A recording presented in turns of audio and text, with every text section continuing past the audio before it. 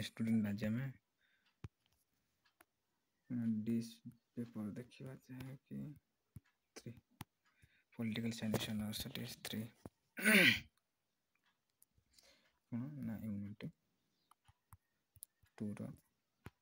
जो सिलेबस अनुसार किसी आम देखा write about to India Russia relation जो भारत एवं रूस विषय कौन संपर्क अच्छे आम आलोचना करवा।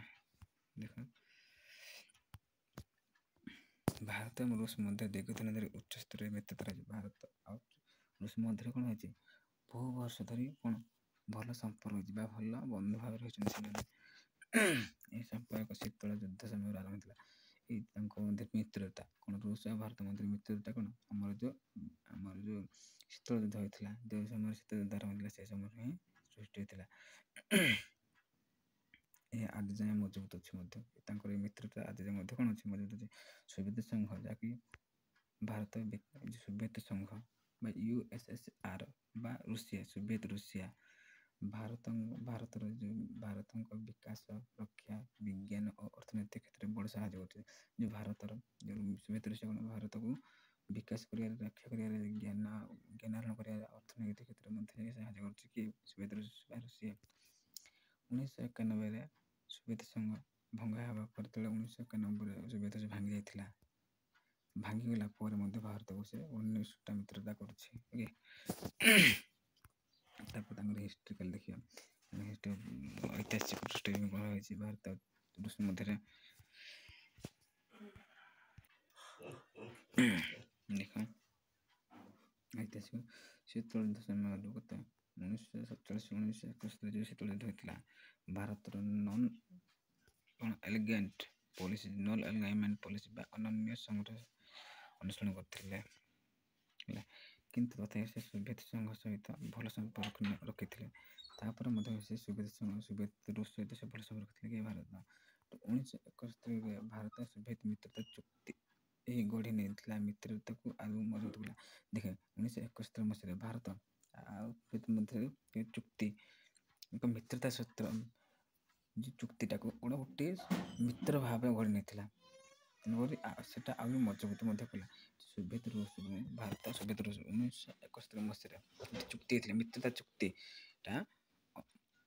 कौन आहरी मजबूत करता चुक्ति यही गढ़ी नहीं मित्रता को आहरी मजबूत जो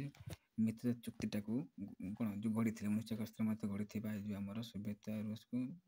कौन भारत मध्य मित्रता चुक्ति थी सेटा को मजबूत करता है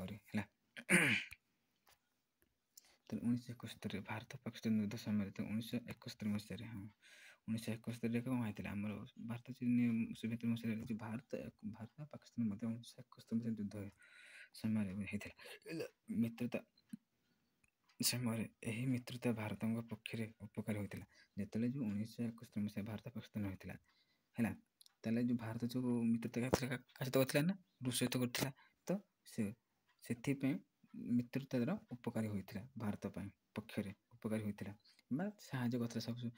समय से कौन सोवियत रूस कौन भारत को साहय करता एवं बांग्लादेश गठन कला से बांग्लादेश गठन है 1993 भारत एवं रूस एक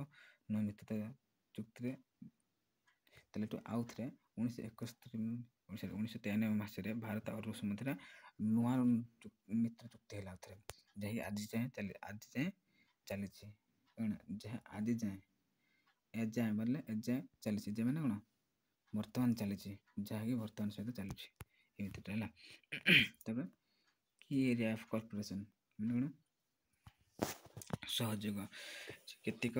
मुख्य सहयोग कौन मिलिटारी कॉर्पोरेशन सामरिक सहयोग करता भारत को किए ना आमर रूस देख पॉइंट 1 ना रूस भारतर सबुठ बड़ अस्त्र जोगाणकारी देश अटे जो रूस हूँ भारत ठार बहुत बड़ से अस्त्र शस्त्र क्षेत्र हूँ रूस भारत ठार बड़ है देश अटे भारत 60% रक्षा उपकरण रूस मध्य आसे भारत रक्षा करने 60% अधिकार कौन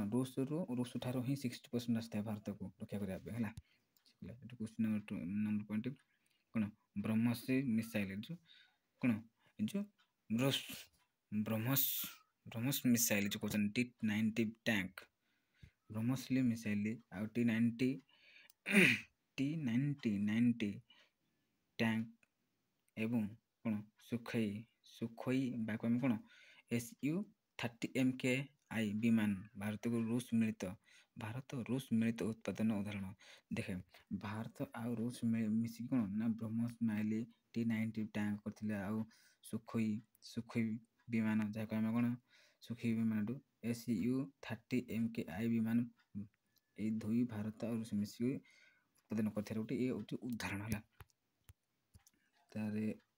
पॉइंट 2018 भारत रूस सहित कौन ना 5.43 मिलियन कौन डॉलर रे देखे 2018 मसीहा भारत और रूस सहित कौन 5.43 मिलियन डॉलर कौन मिलियन डॉलर रे केते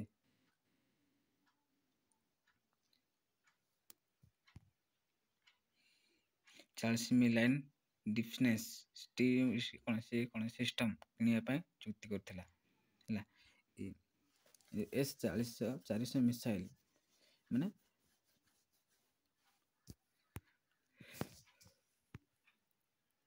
okay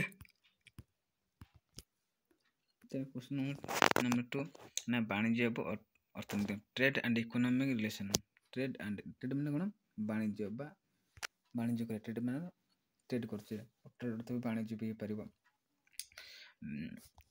and economic relation trade और इकोनॉमिक रिलेशन कोन देखो पॉइंट 1 भारत एवं रूस मध्य वार्षिक रूप से कौन 50 मिलियन रु अधिक व्यवसाय होता है देखे भारत और रूस मध्य वार्षिक वर्षक 50 मिलियन अधिक व्यवसाय करा जाता है जहाँकि 2023 अधिक है तापर नंबर पॉइंट 2 भारत को तेल गैस और खाद्य जुगाउछि एवं भारत औषध चा एवं जंत्रपाति रूस को रप्तानी कर देख रूस भारत कौन कर तेल गैस खाद्य एमती जुगाउछि एवं भारत कौन कर औषध चा आ जंत्रपाति कौन कर रूस को भी रप्तानी करता है कौन कौन रप्तानी करता है कौन औषध चा जंत्रपाति इत्यादि आउ तेल गैस खाद्य माने रूस को भारत को रूस भारत को जुगाउछि